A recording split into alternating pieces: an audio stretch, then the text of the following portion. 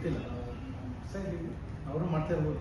ತೆರಿಗೆ ಆದಮೇಲೆ ನಾವು ಈ ಥರ ಇನ್ಶೂರೆನ್ಸ್ ತೊಗೊಂಡು ಮಾಡ್ತಾ ಇರ್ತೀವಿ. ನಾವು ಹೇಳ್ಬೋದು. ಬೆಂಗಳೂರು ಉತ್ತರ ಪಾಲಿಕೆಯಲ್ಲಿ ಈಗ ಟ್ಯಾಕ್ಸ್ಗೆ ಒಂದು ಆಂದೋಲನ ಶುರು ಮಾಡ್ತೀವಿ. ಯಾವ ರೀತಿ ಶುರು ಮಾಡಬೇಕು, ಯಾವ ರೀತಿ ಈಗ ನಾವು ಮುಖ್ಯವಾಗಿ ಬೆಂಗಳೂರು ನಾರ್ತ್ ಸಿಟಿ ಕಾರ್ಪೊರೇಷನ್ ವತಿಯಿಂದ ನಾವು ಕಳೆದ ಒಂದು ತಿಂಗಳ ಮೇಲೆ ಈ ಸರ್ವೇದಲ್ಲಿ ಇದ್ದಿರೋದ್ರಿಂದ ಟ್ಯಾಕ್ಸ್ ಕಲೆಕ್ಷನ್ ಭಾಳ ಕಡಿಮೆ ಆಗಿತ್ತು. ಈಗ ನಾವು ಸರ್ವೈವ್ ಆಗಬೇಕಾದ್ರೆ ನಮಗೆ ಟ್ಯಾಕ್ಸ್ ಕಲೆಕ್ಷನ್ ಭಾಳ ಇಂಪಾರ್ಟೆಂಟ್ ಆಗಿದೆ.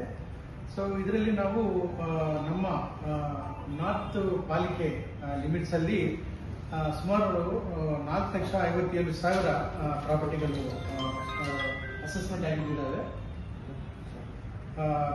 ಇದರ ಪೈಕಿ ಈಗಾಗಲೇ 3,36,000 ರೆಸಿಡೆನ್ಷಿಯಲ್ ಪ್ರಾಪರ್ಟಿಗಳಿದ್ದಾವೆ.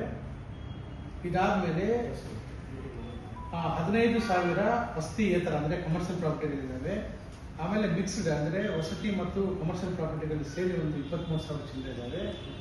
ಖಾಲಿ ವೇಕೆಂಟ್ ಸೈಟ್ಗಳು ಬಂದು ಒಂದು 81,000 ಇದ್ದಾವೆ. ಸೊ ಈ ಎಂಟೈರ್ ಇಷ್ಟು ಪ್ರಾಪರ್ಟಿಗಳು ಅಸೆಸ್ಮೆಂಟ್ ಆಗಿರೋದು.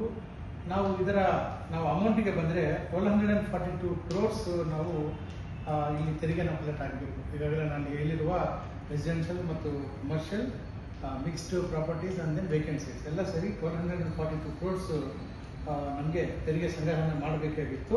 ಇದುವರೆಗೆ 548 crores ಮಾತ್ರ ತೆರಿಗೆ ಸಂಗ್ರಹಣೆ ಆಗಿದೆ. ಇನ್ನು ಉಳಿದಿರುವ ಏನು 654 crores ಏನಿದೆ ಇದನ್ನು ನಾವೀಗ ಟ್ಯಾಕ್ಸ್ ಕಲೆಕ್ಷನ್ ಮಾಡಬೇಕಾಗಿದೆ. ಎಷ್ಟು ವರ್ಷ ವರ್ಗಾಯಿಸ್ಕೊಂಡಿದ್ದಾರೆ ಅವರು? ಇದು ಒಂದೊಂದು ಪ್ರಾಪರ್ಟಿದು ಒಂದೊಂದು ಥರ ಇರುತ್ತೆ. ಇದರಲ್ಲಿ ನಮಗೆ ಸುಮಾರು 81,000 ಪ್ರಾಪರ್ಟಿ ಸಂಬಂಧಪಟ್ಟ ಮಾಲೀಕರು ತೆರಿಗೆ ಕಟ್ಟೇ ಇಲ್ಲ. ಸೊ ಇಂಥವರನ್ನು ನಾವು ಈಗ ಏನು ಗುರಿ ಇಟ್ಕೊಂಡು ಅವ್ರಿಗೆ ಡಿಫಾಲ್ಟರ್ ಡಿಮಾಂಡ್ ನೋಟಿಸ್ ಸರ್ವ್ ಮಾಡಿದ್ರೆ ಒಂದು ತಿಂಗಳ ಟೈಮ್ ಇರುತ್ತೆ. ಅದಾದಮೇಲೆ ಅಟ್ಯಾಚ್ಮೆಂಟ್ ನೋಟಿಸ್ಗಳು ಇಶ್ಯೂ ಮಾಡೋದು ಆಗುತ್ತೆ. ಇದೆಲ್ಲ ತಂತ್ರಾಂಶದ ಮೂಲಕನೇ ಆಟೋಮೆಟಿಕ್ ಆಗಿ ನೋಟಿಸ್ ಜನರೇಟ್ ಆಗಿ ನಾವು ಕ್ರಮ ಜರುಗಿಸ್ತಾ ಇದ್ದೀವಿ. ನಾನು ಮುಖ್ಯವಾಗಿ ಹೇಳಬೇಕಾದ್ರೆ ಅಸೆಸ್ಮೆಂಟ್ ಆಗಿರುವ ಪ್ರಾಪರ್ಟಿಗಳಲ್ಲಿ ಸುಮಾರು ಜನ ಯಾರು ಟ್ಯಾಕ್ಸ್ ಕಟ್ಟಿರಲ್ವೋ ಅವರಿಗೆ ನಾವು ಡಿಮಾಂಡ್ ನೋಟಿಸ್ ಸರ್ವ್ ಮಾಡಿ ಅಟ್ಯಾಚ್ಮೆಂಟ್ಗೆ ಕೂಡ ಮುಂದಾಗಲಿಕ್ಕೆ ಪ್ಲಾನ್ ಮಾಡಿದ್ದೇವೆ. ಇನ್ನು ಟ್ಯಾಕ್ಸ್ ಬೇಸ್ ಇನ್ಕ್ರೀಸ್ ಮಾಡಬೇಕಾದ್ರೆ ಅಂದರೆ ಇನ್ನು ಅಸೆಸ್ಡ್ ಪ್ರಾಪರ್ಟಿಗಳು ನಮ್ಮ ಪಾಲಿಕೆ ಪರಿಧಿಯಲ್ಲಿ ಏನಿದ್ದಾವೆ ಅದನ್ನು ನಾವು ಅಸೆಸ್ಮೆಂಟ್ ಮಾಡಲಿಕ್ಕೆ ಕೂಡ ನಾವು ಕ್ರಮ ಜರುಗಿಸ್ತಾ ಇದ್ದೇವೆ. ಇದು ಒಂದು ಮುಖ್ಯವಾದ ಉದ್ದೇಶ. ಇದರಲ್ಲಿ ಕೂಡ ನಾನು ಒಂದು ಉದಾಹರಣೆ ಹೇಳಬೇಕಾದ್ರೆ ಸುಮಾರು GBA ಲಿಮಿಟ್ಸ್ನಲ್ಲೇ ಸುಮಾರು ಕ್ಲೋಸ್ ಟು 1 lakh ವೇಕೆಂಟ್ ಸೈಟ್ಗಳಿಗೆ ಖಾತೆಗೆ ಅಪ್ಲೈ ಮಾಡ್ತಾರೆ ಜನ. ಅದೆಲ್ಲ ಅನ್ನೆಸೆಸ್ಡ್ ಇದುವರೆಗೆ. ಅವೆಲ್ಲ ನಾವೀಗ ಸಿಂಗಲ್ ಪ್ಲಾಟ್ ಅಪ್ರೂವಲ್ನಲ್ಲಿ ಅದನ್ನು ಅಪ್ರೂವಲ್ ಮಾಡಿ ತಗೊಂಡ್ರೆ ಅಷ್ಟು ಸುಮಾರು ನಮಗೊಂದು 15,000ರಿಂದ 20,000ವರೆಗೆ ನಮ್ಮ ಪಾಲಿಕೆ ಲಿಮಿಟ್ಸಲ್ಲಿ ವೇಕೆಂಟ್ ಸೈಟ್ಗಳನ್ನು ಆ್ಯಡ್ ಮಾಡಲಿಕ್ಕೆ ಹೊಸದಾಗಿ ಅವಕಾಶ ಇರುತ್ತೆ. ಈಗ ನಾನು ಹೇಳ್ತೀನಿ, ಡೆಡ್ಲೈನ್ ಏನಾದರೂ ಇದೆಯಾ ಅವ್ರಿಗೆ? ಇಷ್ಟು ವರ್ಷದಿಂದ ಕಟ್ಟದೇ ಇರೋರಿಗೆ ಇಷ್ಟು ದಿನದಲ್ಲಿ ಕಟ್ಟಬೇಕು ಅಂತ ಏನಾದರೂ ಡೆಡ್ಲೈನ್ ಇದೆಯಾ? ಇಲ್ಲ ಅದನ್ನು ಈಗ ನಾವು ಈಗ ಅವರು ಟ್ಯಾಕ್ಸ್ ಕಟ್ಟಿಲ್ಲ ಅಂತ ತಿಳ್ಕೊಳ್ಳಿ, ಅಂಥವ್ರನ್ನು ನಾವು ಡಿಮಾಂಡ್ ನೋಟಿಸ್ ಇಶ್ಯೂ ಮಾಡ್ತೀವಿ. 30 ದಿವಸ ಟೈಮ್ ಇರುತ್ತೆ. 30 ದಿವಸ ಆದಮೇಲೆ ನಾವು ಅಟ್ಯಾಚ್ಮೆಂಟ್ಗೆ ಹೋಗ್ಬೋದು. ಅಟ್ಯಾಚ್ಮೆಂಟ್ ಕೂಡ ಒಂದು 60 ದಿವಸದಲ್ಲಿ ಅವನು ಅಟ್ಯಾಚ್ಮೆಂಟ್ ಪ್ರಾಸೆಸ್ಗೆ ರೆಸ್ಪಾಂಡ್ ಆಗಿ ಏನಾದರೂ ಉತ್ತರ ಕೊಟ್ಟರೆ ಓಕೆ, ಇಲ್ಲಾಂದರೆ ಅದಾದಮೇಲೆ ನಾವು ಅಟ್ಯಾಚ್ಮೆಂಟ್ ಮಾಡಿ ಆಕ್ಷನ್ ಮಾಡಿಬಿಡ್ತೀವಿ, ಆಕ್ಷನ್ಗೆ ಪ್ರೊಸೀಡ್ ಆಗ್ತೀವಿ. ಸೊ ಈ ಪ್ರೊಸೀಜರ್ ಇದೆ. ಸೊ ಇದರ ಒಳಗಡೆನೆ ಭಾಳ ಜನ ಕಟ್ಟಲಿಕ್ಕೆ ಮುಂದಿಗೆ ಬರ್ತಾರೆ. ಅದು ಒಂದು ನಮ್ಗೆ ಹೋಪ್ ಇದೆ. ಇದು ಅಲ್ಲದೆ ಅಂಡರ್ ಅಸೆಸ್ಮೆಂಟ್ ಆಗಿರೋದು ಕೂಡ ಇದೆ. ಕೆಲವು ಪ್ರಾಪರ್ಟಿಗಳು ಈಗಾಗಲೇ ಅಸೆಸ್ಮೆಂಟ್ ಆಗಿ ಟ್ಯಾಕ್ಸ್ ಕಟ್ತಾ ಇದ್ದಾರೆ. ಇದು ಮೇ ತಿಂಗಳಲ್ಲಿ ನಮಗೆ ರಿಬೇಟ್ ಇದ್ದಿರ್ತದೆ. ಆ ಟೈಮಲ್ಲಿ ಸುಮಾರು ಜನ ಕಟ್ಟಿರ್ತಾರೆ. ನಾವು ಉಳಿದವ್ರ ಬಗ್ಗೆ ನಾವು ಮಾತಾಡ್ತಾ ಇರೋದು.